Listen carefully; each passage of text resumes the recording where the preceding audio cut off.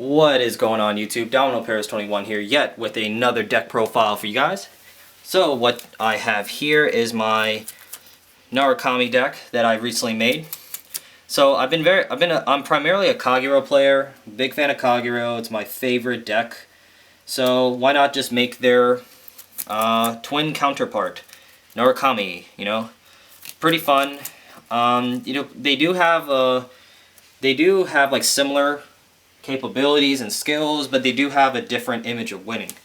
And of course, Narukamis are lightning and Kageros are fire, so they do some lightning sort of things, if that makes any sense. But without further ado, my deck list is of course in the description, and let's get started. So, first off, starter is going to be my Lizard Soldier Saishin, is that how you pronounce him?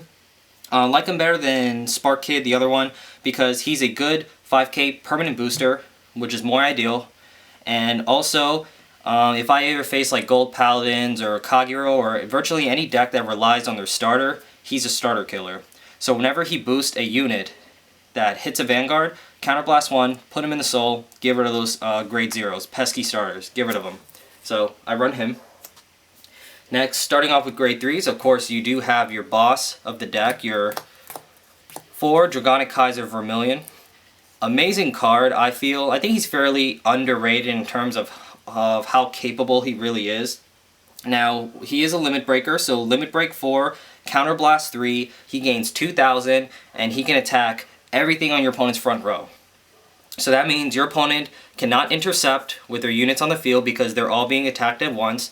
And if your opponent wants to guard, he has to guard each and every single column individually if he wants like his rear guards to live. And that goes for perfect shields too. If they put a perfect guard, the perfect guards can only protect one monster. So obviously most of the time your opponent's just gonna let their rear guards die and then protect their Vanguard. So it's usually a pretty good minus your opponent takes. But yeah, I mean, it's counterblast 3, so ideally you're supposed to only use it once. But there are a few ways you can actually unflip damage in this deck, and you can heal, and usually heal once per game, so you could probably get it off twice. But the main goal is to get his effect, is just get his skill off. So you run 4 in the deck to draw him as quick as possible, get his skill off, and he's a good 11k Vanguard. He's actually a pretty good rear guard too. So 4 of him. And I do have the 1 Thunderbreak Dragon. He actually came in the trial deck. Just in case I can't get my Vermillion in time to use his limit break skill, Thunderbreak is not as bad to ride. Just because, you know, he gains 5,000, you know, I can attack for 20,000 plus for free. He has like a Berserker Dragon skill. He can like retire grade 2 or less. You know, it's mediocre. I'm really not going to use it too often, but he's just there as an alternative. And just something I'm testing out right now is 2 Djinn of the Lightning Flash. These also came in the trial deck too. I basically wanted 5 ideal Vanguards, and I wanted like 2 good grade 3 rear guards. The only thing is he cannot attack rear guards, but he does gain 2,000 when he attacks the Vanguard and the rear guard. And the main reason why I wanted to try him is because like if I have to ride him as Vanguard, he gains 4,000 right off the bat, no limit break necessary. So I can swing for 20,000 plus right away. Because most of the time with my grade 3s in the Vanguard, I usually attack, the rear guard. I usually attack Vanguards anyway, but I'm still testing it out. There's also different options like Breakthrough Dragon, which is similar in the rear guard, his skill, but Breakthrough Dragon can attack rear guards. But trying this out right now, but I think it's a pretty solid lineup. Especially it's nice that these come in the trial deck, so that's 7 grade 3s. Next for grade 2s, you have your 4 Thunderstorm Dragoon, 10k vanilla. Then I run 4 copies of Dragonic Deathscythe. He is the exact clone of Berserker Dragon for Kagero. When he's called to the Vanguard or Rearguard, counterblast 2, retire grade 2 or less. Now, I know what you're probably thinking, and the reason why. Now, yes, he does use counterblast, which can interfere with Vermillion. I mean, that's usually the question people tell me, but well, 2 plus 3 is 5. You can have 5 damage in this game and still survive, so you are capable of using them both. Both skills in the game. Now, why do I run 4? Well, the reason why I run 4 is the same reason why I run 4 Berserk Dragon Kagero. I just want to draw him as quick as possible to abuse his skill as early as possible. So the more I have in the deck, the more likely I have to draw him. I just want him as early as possible just to use it. Because also, I do run 3 Demonic Dragon Berserker Garuda. It's a long name. What he does is whenever he hits a Vanguard, you unflip damage.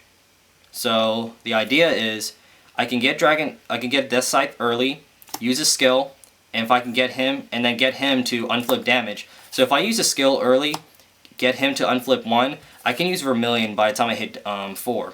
So that's really what it is. I mean, it puts pressure on my opponent, because my opponents will be paranoid of Vermillion. I mean, although he may be underrated a little bit, but nobody wants to get thunderbolted by him. So that's the idea. That's why I run 4. And there's going to be times where I can't ride Vermillion, so I'm stuck with maybe my Thunderbreak Dragon or my Djinn.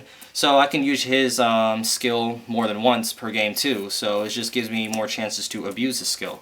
So that's why I run that. So that's why I run 4, and I have 3 of these guys. I was actually considering running a 4th one of him, but I'm still going to do some more playtesting with it, but I think that's fine.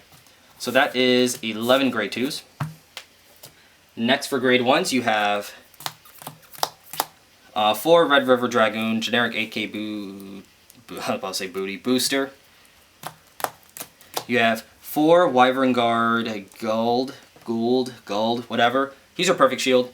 You run 4 because, same reason with Kagero, or I think 4 is necessary in every deck, for the most part, is because when Limit Break, once your opponents hit Limit Break, I mean, they're going to be swinging for a ton of numbers at you per turn, so you want to have these handy. And I mean, Blonde Nasal, he throws a lot of numbers at you, so you definitely want protection. And I think it's more incentive to actually run 4 in this deck, because this deck does not have a Conroe starter, so you don't have a starter to search. You really have no way to search out these guys. So you're just hoping to draw into these, so increase your chances of drawing them. Simple as that. Then you have 3 Desert Gunner Raien. This is a pretty unique card for Narukami. Just what he does when he's called to Vanguard or Rearguard Circle, you get to freeze one of your opponent's rearguards and keeping them from intercepting. It's a mediocre effect. I mean, it's really not that good. He's just good to be a 7k booster. I guess late game, or if I'm just going for a lot of damage, I can like freeze one of their special interceptors, but that's really it. He's just there to be a good booster. And speaking of good boosters, you also have 2 Photon Bomber Wyvern. He is the 10k booster for the Vanguard. Basically, all it is he gains 4,000 when he boosts a Vanguard when your opponent's at 3 damage or more. That's it. No special conditions, nothing you have to do. Once your opponent's at 3 damage, I mean, he's a 10,000 booster. Only for Vanguard, of course, but I mean, yeah. He's just one of my favorite cards in this deck, of course. Really good. This is something that Kagero does not have, yet at least, that Narukami does. So Narukami can dish out a little bit more power consistently, I feel. And then 2 Lightning of Hope Helena, exact clone of Flame of Hope Airmo. As you see a trend, Narukami's Lightning, Kagero's Flame, haha. But yeah, just to help recycle my hand, get to combo pieces of the deck. Simple as that. And last but not least, the trigger lineup. Very, very straightforward. You have 8 critical, 4 draw, and 4 heal. No stand triggers. You don't really need stand triggers in this deck. This deck is just very super OP. Just throw a lot of power at your opponent, disrupt them, control the field, freeze their front row. So just push a lot of damage, and then draw triggers are important to help try to maintain an advantage on your opponent and just drawing the combo pieces. And then I mean, how you not run heal triggers? Yeah, guys, that is the deck. That is the deck right here. So yeah, Narukami's are pretty similar to Kagero, but they're just a little different in terms of their image of winning. They don't really utilize a lot of counterblast. It's mainly just for like Vermillion or your Deathscythe. So that's really it. That's it. So that's pretty much it. It's definitely pretty overpowered. I still like Kagero slightly better just because Kagero fits a little bit more my playstyle, and I really like the turn-by-turn control nature that they have. Narukami is more like overpower your opponent, disrupt their field, but it's more like overpowering their opponent, which I feel that Narukami does.